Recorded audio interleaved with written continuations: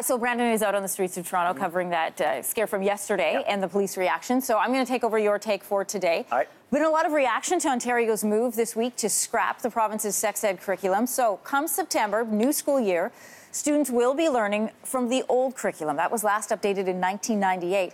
And since there's been a lot of talk right across the country about sex education in schools, we wanted to get your take. But first, I'll start with Ben and Kelsey. When you first heard that the changes were coming, we knew that this was part of a campaign promise and that it actually was going to be replaced with, for now, with the 1998 curriculum. What was your reaction? I'm not a fan of it at all. I think it's, to go back in time to a different era where the problems of today simply didn't exist, which means you're not addressing them. Or talked about.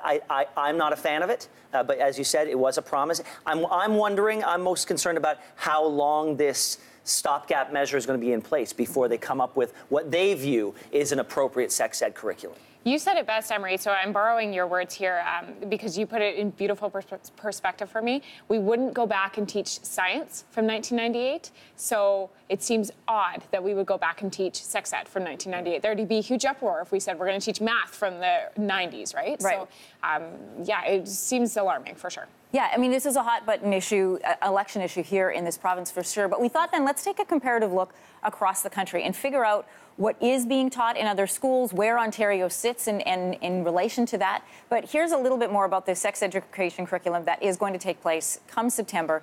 Keep in mind, 1998, so the internet was not around yet. We hadn't even had more recent discussions about things like consent and Me Too. So none of that will be in the curriculum that's coming. And we should point out, in and of itself, the fact the internet didn't exist doesn't really matter. It's the fact that because of the internet, we have issues of cyberbullying, and there's all sorts of outcrops from that need to be addressed in a curriculum. Adults didn't have cell phones, let alone smartphones. That children, elementary school age children. So you're dealing with issues of sexting and cyberbullying. And how do you respond to that? Well, if it's not in the curriculum, how do you teach it? Things like the naming of body parts seems like a really simple thing. That happens in Ontario. Grade 1 students no longer learning the proper names for body parts. Meantime, students in BC and Quebec learn that in kindergarten, and in Nova Scotia, proper names for body parts are taught by grade 3. Personally, I don't know, when I'm giving my kids a bath and they're 3, they had questions, and I just answered with the proper names. Sure. So what do they call them then? They just don't address it. They don't address it.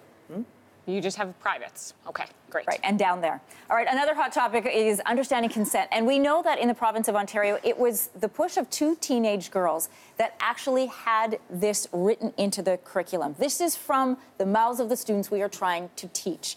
So right now, that is being scrapped. The curriculum that had grade 2 students understanding what no means, that doesn't happen anymore. In Alberta and Nova Scotia, students there learn that between the ages of grade 7 and grade 8. See, that was the one that I found interesting. I was like, it was being taught in grade 2 here, and then you look at, British Columbia and Nova Scotia much later. So is there a middle ground in there that we should be looking for? You and I are parents, Kelsey, you too, and we have young kids, and as a parent, there's something to that saying of, teach them before the age of 6 the things that you really want to be foundational. We do it now. And I feel like the earlier the better that you teach your kids that this is your body.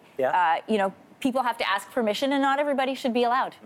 So anyway, we want to know your take. What should be included in the sex ed curriculum? Please reach out to us on all our social media.